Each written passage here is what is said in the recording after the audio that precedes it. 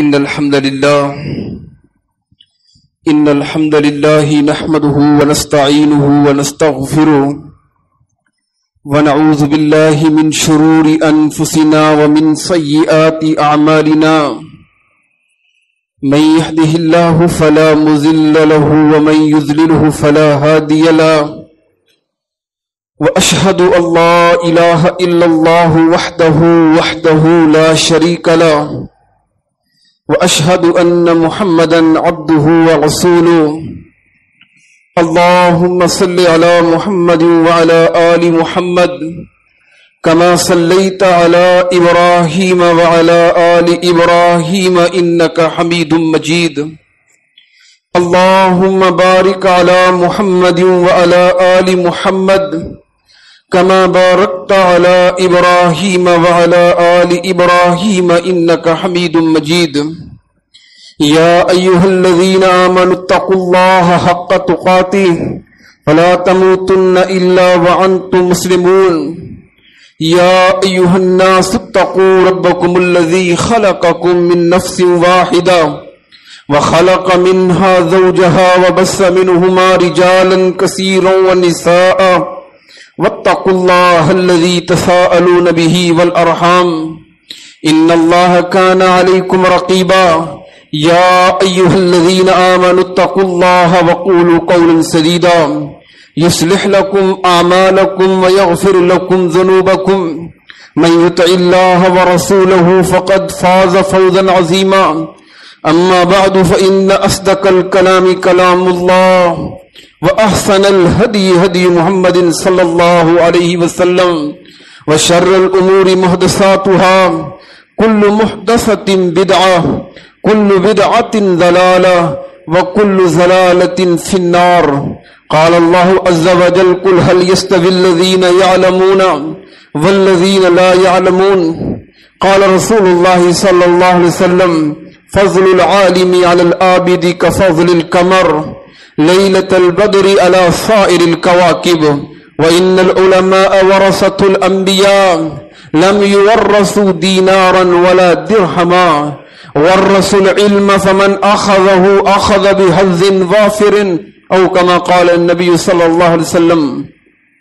مختصر حمد و ثنا کے بعد علم و عمل کی فضیلت، معرفت کی فضیلت کے متعلق چند باتیں ذکر کریں گے۔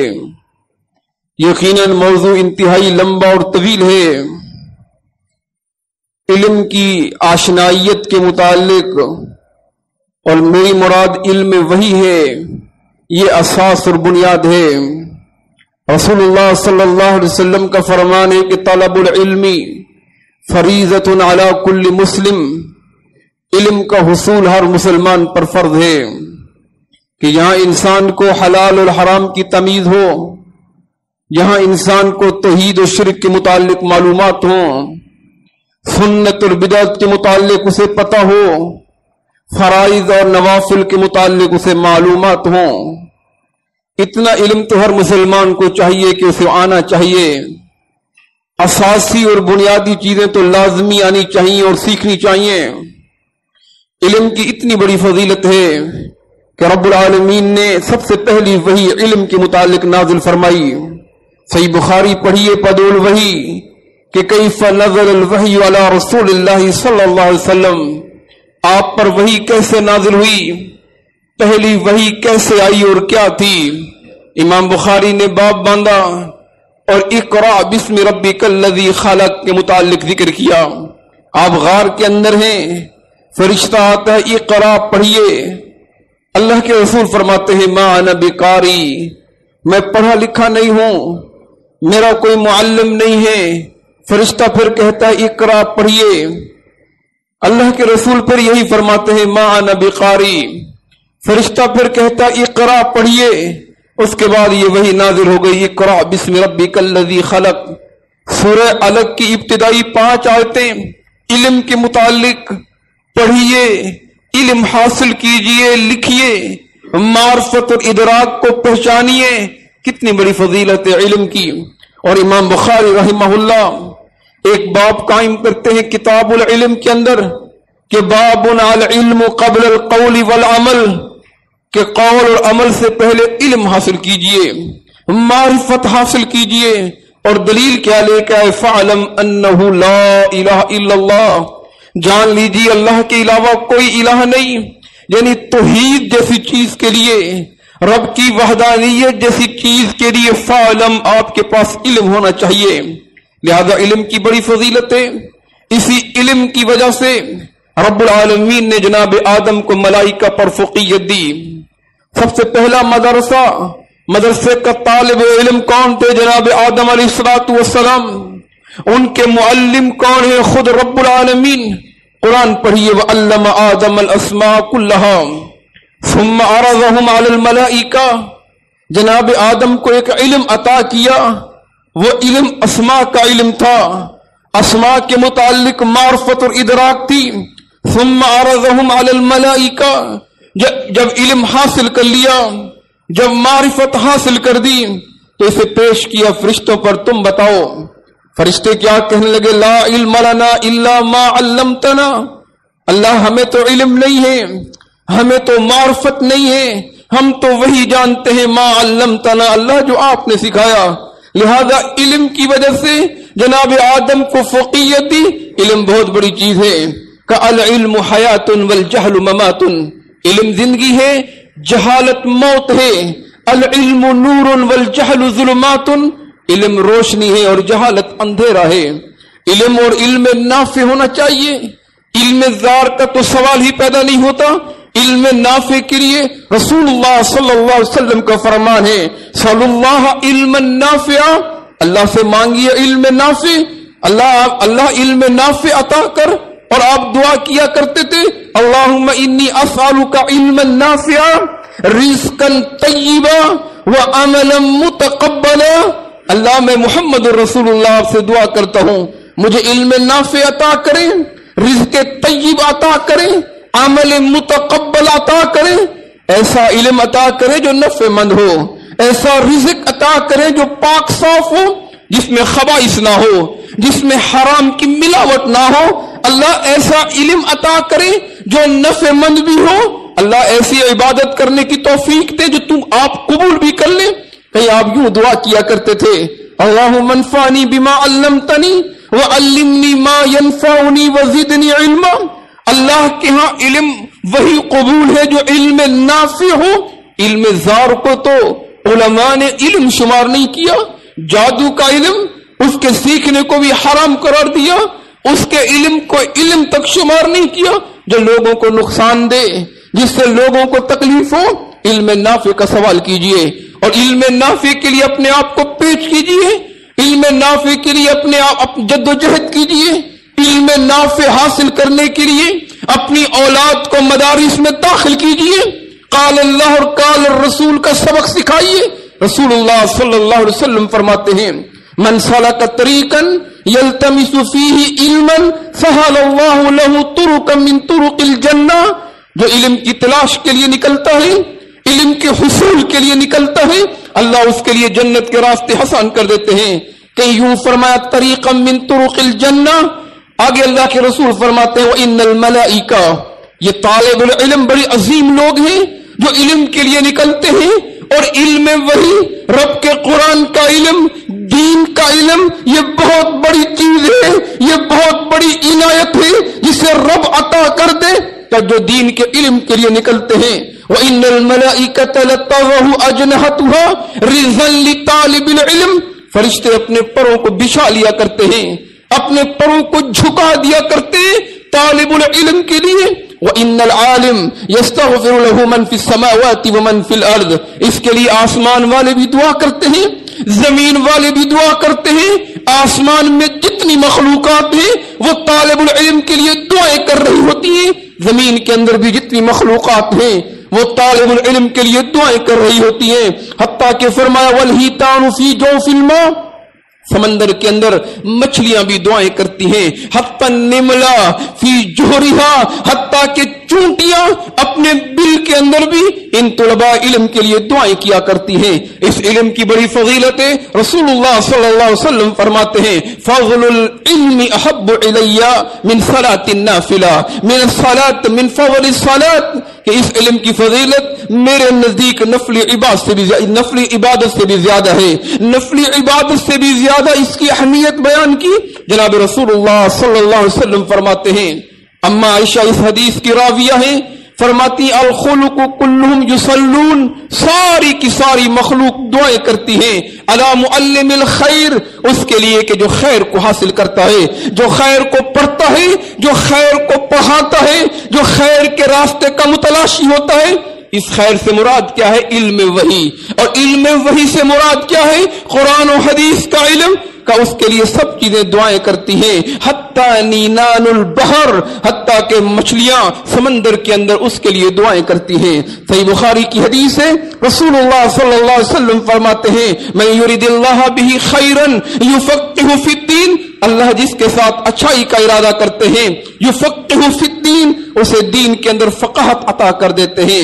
حضرت علی رضی اللہ تعالی عنہ فرمایا کرتے تھے، العلم خیر من المال، اور علم اور مال کا اگر معاوضہ کیا جائے، علم اور مال کو اگر دیکھا جائے کہ مال بہتر ہے کہ علم بہتر ہے، حضرت علی فرماتے العلم خیر من المال، میرے نزدیک علم بہتر ہے مال سے. اس لیے کہ تین چیزیں بیان کی کہ العلم، علم کے ذریعے کیا ہوتا ہے، معرفت کے ذریعے کیا ہوتا ہے. العلم یحرسک، علم آپ کی حفاظت کرتا ہے. وانت تحرس المال، اور مال کی حفاظت آپ کو کرنی پڑتی ہے. علم خرچ کرنے سے بڑھتا ہے اور مال خرچ کرنے سے کم ہوتا ہے. مزید فرماتے ہیں العلم حاکم والمال محکوم، اور علم حاکم ہے، مال محکوم ہے. امام احمد ابن یحییٰ کیا فرماتے ہیں، کم آکل آیت مذاہبہ وجاہل جاہل تلقاہ مرزوقا ھذا الذی ترک الحوہام حائرۃ وسیر العالم حریر زندیقا. علم کی بڑی فضیلت بیان کی، علم کی بڑی اہمیت بیان کی. جناب امام شافعی فرماتے ہیں، میں علم حاصل کر رہا ہوں، ایک طرف ایک انسان نفل عبادت پڑھ رہا ہے، میں یہ سمجھتا ہوں کہ علم حاصل کرنے والا، چاہے میں ہوں چاہے دیگر طلباء ہوں، علم حاصل کرنے والا اس نفل عبادت سے زیادہ بہتر کام کر رہا ہے. رب العالمین قرآن کریم میں فرما رہے ہیں، هل يستوي الذين يعلمون والذين لا يعلمون، ارے بتائیے کیا عالم اور جاہل برابر ہیں؟ یہ حل استفہام انکاری ہے. یہ عالم اور جاہل برابر نہیں ہو سکتے. جن کے پاس علم ربانی ہے، جن کے پاس علم وحی ہے، جن کے پاس قرآن کی معرفت ہے، دین کی معرفت ہے، ایک وہ جو کچھ نہیں جانتے، کا یہ دونوں برابر نہیں ہو سکتے. دو طبقات کا ذکر فرمایا، ایک طبقہ جس کے پاس دین کا علم ہے، دوسرا طبقہ جس کے پاس دین کا علم نہیں ہے، چاہے عابد ہے، چاہے صائم ہے، چاہے تہجد گزار ہے، چاہے دیگر عبادتیں کرتا ہے، چاہے تاجر ہے، چاہے کاروباری ہے. کا ایک جس کے پاس وحی کا علم ہے، دوسرا جس کے پاس وحی کا علم نہیں ہے، یہ دونوں برابر نہیں ہو سکتے. اسی فرق کو جناب رسول اللہ صلی اللہ علیہ وسلم نے بیان کیا اور یوں فرمایا، فضل العالم علی العابد کفضل القمر لیلۃ البدر علی سائر الکواکب. عالم کی فضیلت عابد پر ایسے ہے جیسے 14ویں کا چاند ہو اور ستارے موجود ہو. 14ویں کے چاند کو تاروں پر فقیت ہوتی ہے، ایسے ایک عالم کو عابد پر فقیت ہوتی ہے. ایک حدیث میں جناب رسول اللہ صلی اللہ علیہ وسلم نے یوں فرمایا، فضل العالم علی العابد کفضلی علی ادناکم. ارے عالم کی فضیلت اتنی زیادہ ہے عابد پر جیسے میری فضیلت تم میں سے سب سے کمزور بندے پر ہے، کہ اسی طرح عالم کی فضیلت عابد پر ہے. عابد کا معنی عبادت کرنے والا، عابد کا معنی اللہ کی بندگی کرنے والا. تو بتائیے عالم کے مقام کو کتنا اونچا بیان کیا. اس کا معنی یہ کہ اس علم کی کتنی بڑی فضیلت ہے، اور جو اس علم کو حاصل کر لیتا ہے اس کی کتنی بڑی فقیت بیان کی. نبی علیہ الصلوۃ والسلام کی حدیث ہے، وَإِنَّ الْعُلَمَاءَ وَرَثَةُ الْأَنْبِيَاءِ، یہ علماء انبیاء کے وارث ہیں. لَمْ يُوَرَّثُوا دِينَارًا وَلَا دِرْهَمًا، انبیاء کوئی زر زمین چھوڑ کے نہیں گئے، انبیاء کوئی مال و متاع چھوڑ کے نہیں گئے، انبیاء کوئی درہم و دینار چھوڑ کے نہیں گئے، انبیاء کوئی ذہب اور فضہ چھوڑ کے نہیں گئے، سونا چاندی چھوڑ کے نہیں گئے، بلکہ کس چیز کے وارث ہیں؟ وَالرَّسُولُ عِلْمًا فَمَنْ أَخَذَهُ أَخَذَ بِحَظٍّ وَافِرٍ. علم چھوڑ کے گئے ہیں اور علم وہی چھوڑ کے گئے ہیں۔ وارث کون ہوتا ہے؟ جو قریب ہوتا ہے، دور کا بندہ وارث نہیں ہو سکتا۔ بیٹا موجود ہو اور پوتا موجود ہو تو بیٹے کے ہوتے ہوئے پوتا وارث نہیں بنتا۔ اللہ کے رسول یہی فرما رہے ہیں کہ علماء انبیاء کے وارث ہیں۔ کتنی بڑی فضیلت بیان کی، کتنی بڑی عظمت بیان کی۔ ان ممبروں کے وارث ہیں، اس محراب کے وارث ہیں، قال اللہ اور قال الرسول کے وارث ہیں۔ لہذا اپنے بچوں کو اس کی تعلیم دیجئے، اپنے بچوں کو وحی کا علم سکھائیے تاکہ وہ انبیاء کے وارث بن سکیں۔ اپنے بچوں کو وحی کا علم سکھائیے تاکہ وہ دیگر پر فقیہت حاصل کر سکیں۔ اللہ رب العزت نے یہ خالی علماء کی فضیلت نہیں، اس علم کی فضیلت ہے۔ جو اس علم کو حاصل کرتا ہے اس کی فضیلت ہے، جو اس علم کو بیان کرتا ہے اس کی فضیلت اور فقیہت ہے۔ علماء کی گواہی اللہ نے اپنی گواہی کے ساتھ ذکر کی، علماء کی گواہی اللہ نے ملائکہ فرشتوں کی گواہی کے ساتھ ذکر کی، اور یوں فرمایا شہید اللہ انہ لا الہ الا ہوا والملائکۃ واولو العلم قائما بالقسط۔ اللہ نے گواہی دی کہ اللہ کے علاوہ کوئی الہ نہیں، یہی گواہی ملائکہ نے دی اور یہی گواہی اولو العلم نے دی۔ اتنی بڑی فضیلت ہے۔ سورہ الفاتر کے اندر فرمایا انما یخشى اللہ من عبادہ العلماء، اللہ سے ڈرنے والے علماء ہیں۔ ان میں خشیت و للہیت آنی چاہیے کیونکہ ان میں معرفت الہی ہے، ان میں اللہ کی معرفت ہے، ان میں اللہ کے دین کی معرفت ہے۔ شیخ الاسلام کیا خوب لکھتے ہیں کہ جس کے اندر خوف نہیں ہے، جس عالم کے اندر تقوی نہیں ہے، جس عالم کے اندر خشیت نہیں ہے، وہ عالم نہیں ہے، اس کے پاس ایک فن ہے فنون میں سے۔ یہ علم، وحی کا علم، یہ اللہ کا ڈر پیدا کرتا ہے، وحی کا علم یہ اللہ کا خوف پیدا کرتا ہے۔ اس لیے فرمایا انما یخشى اللہ من عبادہ العلماء، اللہ سے ڈرنے والے، تقوی و للہیت اختیار کرنے والے کون ہوا کرتے ہیں؟ یہ علماء ہوا کرتے ہیں جن کے پاس وحی کا علم آ جائے اللہ رب العزت ان کے دل میں خشیت پیدا کر دیتے ہیں۔ امام غزالی رحمہ اللہ لکھتے ہیں جن کو رب کی معرفت ہو جائے، جن کو علم وحی کی معرفت ہو جائے، ان میں دو چیزیں پیدا ہو جاتی ہیں، ایک اللہ کا خوف بڑھ جاتا ہے، للہیت اور خشیت بڑھ جاتی ہے، تقوی کا معیار اونچا ہو جایا کرتا ہے، اور دوسری چیز دنیا سے طمع، لالچ اور رغبت کم ہو جایا کرتی ہے۔ رب رسول اللہ صلی اللہ علیہ وسلم نے دعا دی اور کیا فرمایا؟ نظر اللہ عمران سمع منا مقالتی، اللہ اس بندے کو خوش رکھے، اس بندے کو تر و تازہ رکھے، اس بندے کی زندگی میں برکت دے دے۔ ارے کس کو؟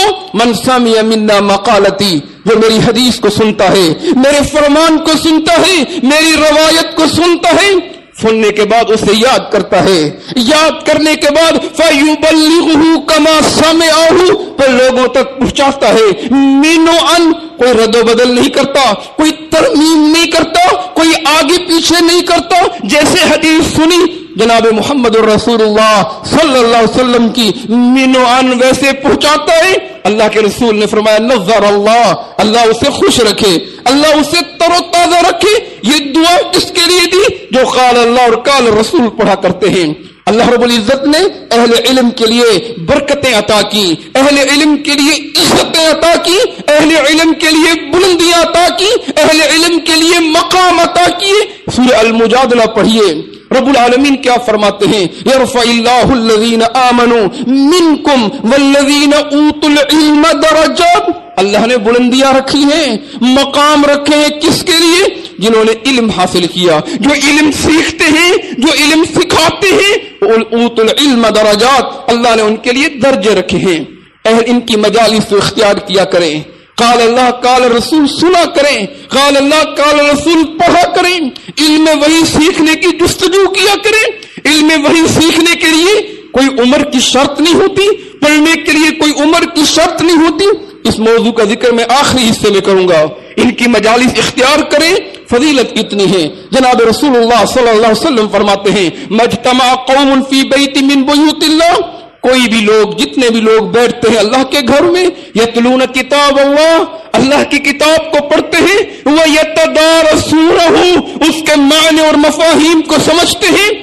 قرآن پڑھ رہے ہیں، قرآن پڑھا رہے ہیں، قرآن سیکھ رہے ہیں، قرآن کی محفل ہو رہی ہے، دین کی محفل ہو رہی ہے، قرآن کا درس ہو رہا ہے، قرآن کے متعلق احکامات بتائے جا رہے ہیں، پیغمبر کی حدیث سنائی جا رہی ہیں، اس محفل میں کیا ہوتا ہے؟ نزلت علیہم السکینہ، اللہ کی طرف سے سکون نازل ہوتا ہے، اطمینان نازل ہوتا ہے، وغشیتہم الرحمہ، پوری محفل کو رحمت ڈھانپ لیا کرتی ہے، حفتہم الملائکہ، اللہ کے فرشتے موجود ہوتے ہیں، کتنی بڑی فضیلت ہے، وذکرہم اللہ فی من عندہ، چوتھی فضیلت بیان کی، اللہ آسمانوں پہ ذکر کرتے ہیں، دیکھو دیکھو میرے بندے میرا قرآن پڑھ رہے ہیں، دیکھو دیکھو یہ دین سیکھ رہے ہیں، دیکھو دیکھو یہ میری شریعت کا سبق پڑھ رہے ہیں، وذکرہم اللہ، اللہ آسمانوں پہ ذکر کرتے ہیں، فی من عندہ، آسمانوں پہ جتنے لوگ ہیں ان کے سامنے اللہ تذکرے کر رہے ہوتے ہیں۔ اگر آپ کی وجہ سے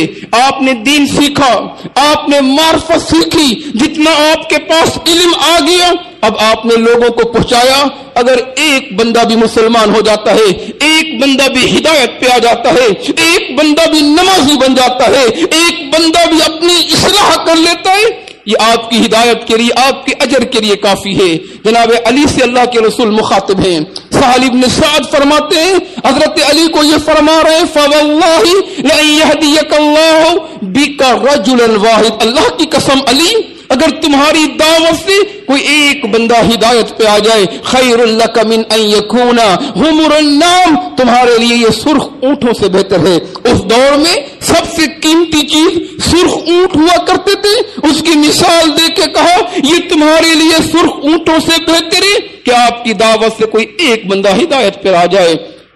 علماء کے ساتھ تعلق کو مضبوط کیجئے، علم وحی حاصل کیجئے، علم وحی فتنوں سے بچاتا ہے، علم وحی ایمان کی حفاظت کرتا ہے، علم وحی آپ کو روشناس کرتا ہے، علم وحی دنیا میں بھی کام آتا ہے، علم وحی آخرت کے اندر بھی کام آتا ہے۔ جب تک علماء حیات ہیں تو اسلام ہے، جب علماء اٹھ جائیں گے تو اسلام بھی اٹھنا شروع ہو جائے گا۔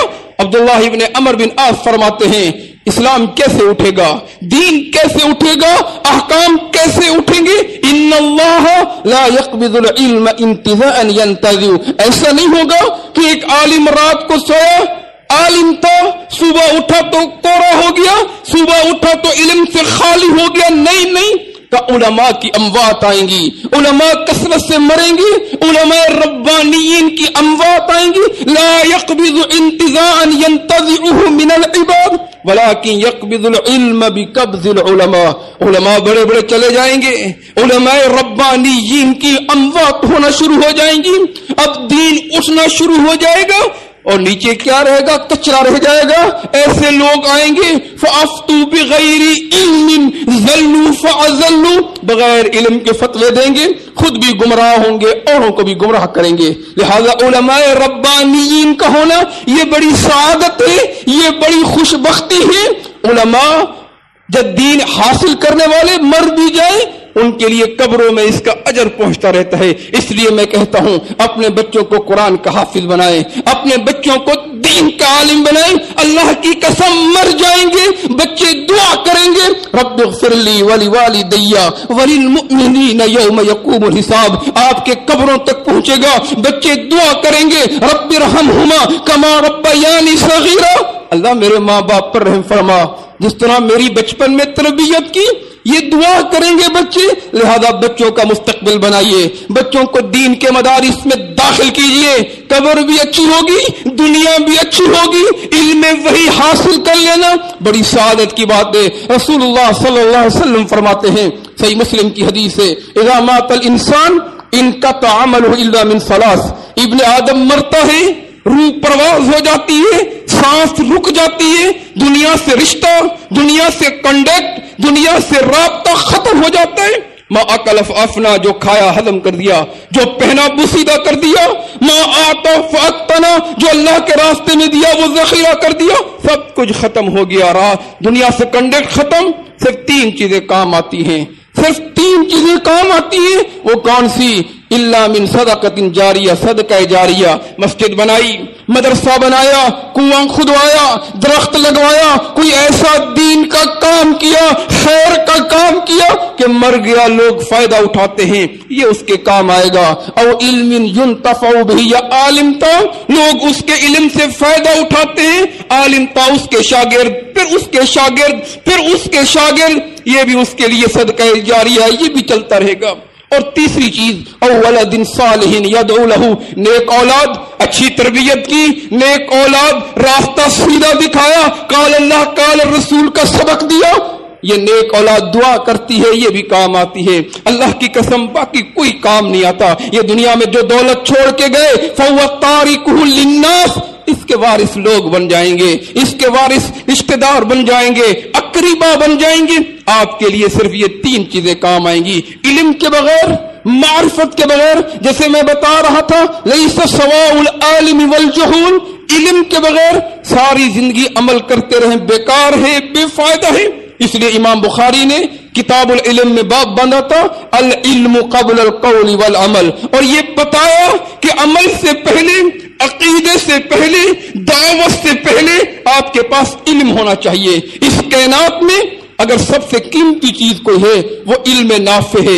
دنیا کی ساری ترقیاں, دنیا کی ساری دولتیں, دنیا کے سارے مال جمع ہو جائیں, پیغمبر کی ایک حدیث کا بھی مقابلہ نہیں کر سکتے, پیغمبر کے ایک عمل کا بھی مقابلہ نہیں کر سکتے. اگر بغیر علم کے کوئی بات کہی, رب العالمین فرماتے ہیں ما یلفظ من قول الا لدیہ رقیب عتید, اگر بغیر علم کے عمل کیا وہ عمل منہ پہ مارا جائے گا, بغیر علم کے عقیدہ بنایا وہ عقیدہ بھی قبول نہیں ہوگا. فعلم انہ لا الہ الا اللہ, اس لیے علم کی معرفت کو, علم کی حقیقت کو, علم کی اہمیت کو, علم کی فضیلت کو پہچانیے, لہذا علم حاصل کیجئے. عبداللہ بن عمر فرمایا کرتے تھے, اغدو عالما, جا تو عالم بن جاؤ, علم سکھانے والے بن جاؤ, علم پڑھانے والے بن جاؤ. او متعلما, نمبر 2 جا علم سیکھنے والے بن جاؤ. او مستمعا, جا علم سننے والے بن جاؤ. او محبا, جا علماء سے محبت کرنے والے بن جاؤ. ولا تکن خامسا, پانچواں نہ بننا. فتہلک, اگر تم پانچویں بنو گے تو تم ہلاک ہو جاؤ گے. جا تو عالم بنو, جا طالب علم بنو, جا علم سننے والے بنو, جا علماء سے محبت کرنے والے بنو, پانچواں مت بننا. اگر پانچویں بنو گے فتہلک, تم ہلاک ہو جاؤ گے. پانچواں کیا ہے, ان تبغض العلم واہلہ, علماء سے نفرت مت کرنا, علماء سے کینہ مت کرنا, علماء کی غیبت مت کرنا. فتہلک, تو تم ہلاک ہو جاؤ گے. اس علم کو حاصل کرنے کے لیے اگر میں اسلاف کو پڑھتا ہوں, کتنے لمبے لمبے اسفار کیے ہیں, ایک ایک حدیث کے لیے 6 مہینے کا سفر کرتے ہیں. حضرت ابو درداء کیا کہتے ہیں, لو اشکلت علی آیۃ علمت انہ من یفتحها علی برق الغماد, اگر مجھے پتا چلا کہ ایک آیت مجھے نہیں آ رہی, اس کی تفسیر مجھے نہیں آ رہی, مجھے پتا چلا یمن کے کونے میں ایک بندہ ہے جو اس کی تفسیر جانتا ہے, میں اس کے پاس لرحلت فیہا, میں اس کے پاس جاؤں گا اور اس سے علم حاصل کروں گا. ایک حدیث کے لیے جابر ابن عبداللہ مدینہ سے شام کا سفر کرتے ہیں, ایک حدیث کے لیے ابو ایوب انصاری مدینہ سے مصر کا سفر کرتے ہیں, اور سطر مومن کی ایک حدیث جا کے لیتے ہیں. انہوں نے سفر کیے, امام بخاری کو پڑھے, پیٹ پر پتھر باندھے, پتے کھائے, تب جا کر انہوں نے اتنا بڑا علم حاصل کیا. آج ہمارے قریب مدارس ہیں, پھر بھی ہم علم حاصل نہیں کرتے. ہمارے پہلو میں علماء ہیں, پھر بھی ہم ان کے پاس نہیں بیٹھتے. ہماری مساجد میں دروس ہوتے ہیں, پھر بھی ہمیں سننے کی توفیق نصیب نہیں ہوتی. ہمارے پاس بڑے بڑے فقیہ ہیں, بڑے بڑے عالم ہیں, ہمیں دنیا میں اتنے مصروف ہیں, کاروبار میں اتنے مصروف ہیں, ہمیں توفیق نہیں ہوتی. ان کے پاس 1 گھنٹہ بیٹھ جائیں, ان سے علم حاصل کریں, ان سے معرفت حاصل کریں. اللہ کی قسم, علم کے حصول کے لیے عمر کی شرط نہیں ہے, علم کے حصول کے لیے وقت کی شرط نہیں ہے. کئی مثالیں موجود ہیں صحابہ کرام میں.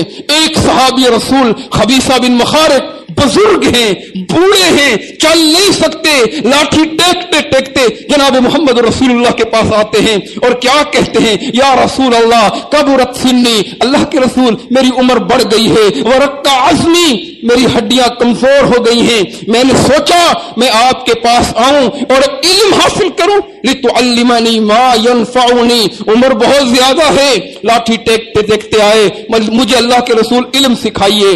آپ نے علم سکھایا، آپ نے یہ نہیں کہا آپ بزرگ ہیں، آپ نے یہ نہیں کہا یہ آپ کے سیکھنے کی عمر ہے، بلکہ آپ نے علم سکھایا۔ اور کیا فرمایا؟ خبیثہ ما مررت بحجر ولا شجر ولا مدر، تم جہاں سے بھی گزر کے آئے ہو، جس درخت سے گزر کے آئے ہو، جس پتھر سے گزر کے آئے ہو، جس ٹیلے سے گزر کے آئے ہو، یہ سب نے تمہارے لیے دعائیں کی ہیں۔ صحیح بخاری پڑھیے، اصحاب صفا کا واقعہ پڑھیے، ان کے رونٹے کھڑے کر دینے والے واقعات ہوتے ہیں۔ نبی علیہ السلام کے ایک اور صحابی عبداللہ بن ام مکتوم آنکھوں سے نابینے ہیں، دکھائی نہیں دیتا، اللہ اکبر کبیرہ، لمبا سفر کر کے آئے، لاٹھی ٹیکتے ٹیکتے آئے، اللہ کے رسول سے سوال کرنے لگے، بڑے بڑے کافر موجود ہیں، آپ نے اگنور کیا۔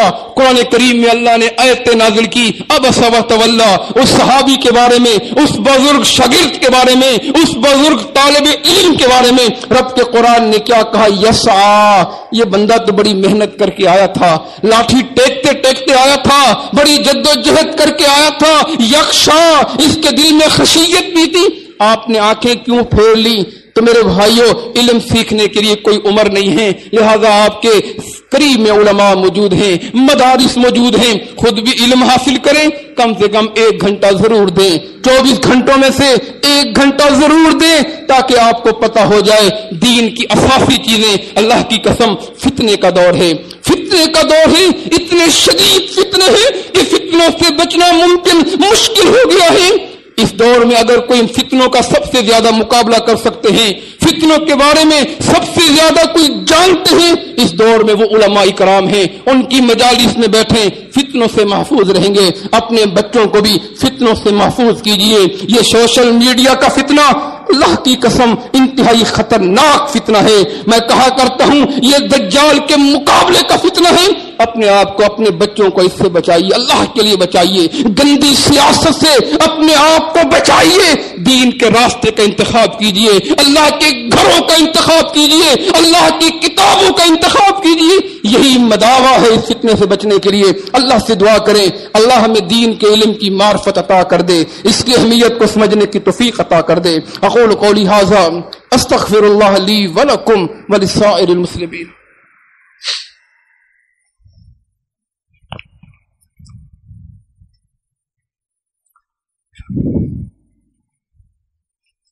الحمد للہ علی نعمہ الظاہرۃ والباطنہ قدیما وحدیثا والصلاة والسلام علی سید الانبیاء وخاتم الرسل محمد وعلى آلہ واصحابہ اجمعین۔ ربنا آتنا فی الدنیا حسنۃ وفی الآخرۃ حسنۃ وقنا عذاب النار۔ ربنا ظلمنا انفسنا وان لم تغفر لنا وترحمنا لنکونن من الخاسرین۔ کئی بیماروں کے لیے دعا کا کہا گیا ہے، کئی بیمار ہیں ان کے لیے دعا کریں کہ اللہ انہیں صحت کاملہ عاجلہ تامہ مستقرہ عطا فرمائے۔ کئی ساتھیوں نے دعا کا بھی کہا ہے، جس نے کہا ہے اللہ سب کی جائز دعاؤں کو قبول فرما لے۔ ربنا اغفر لي ولوالدي وللمؤمنين يوم يقوم الحساب رب ارحمهما كما ربياني صغيرا رب ارحمهما كما ربياني صغيرا اللهم إنا نسألك العفو والعافية في الدنيا والآخرة ربنا ظلمنا أنفسنا وإن لم تغفر لنا وترحمنا لنكونن من الخاسرين اللهم إنا نسألك الجنة الفردوس اللهم إنا نعوذ بك من عذاب القبر وعذاب النار اللهم إنا نعوذ بك من الخوف والجبن وضلع الدين وغلبة الرجال اللهم إنا نسألك العفو والعافية في الدنيا والآخرة اللهم إنا نسألك العفو والعافية في الدنيا والآخرة اللهم إنا نعوذ بك من عذاب القبر وعذاب النار الله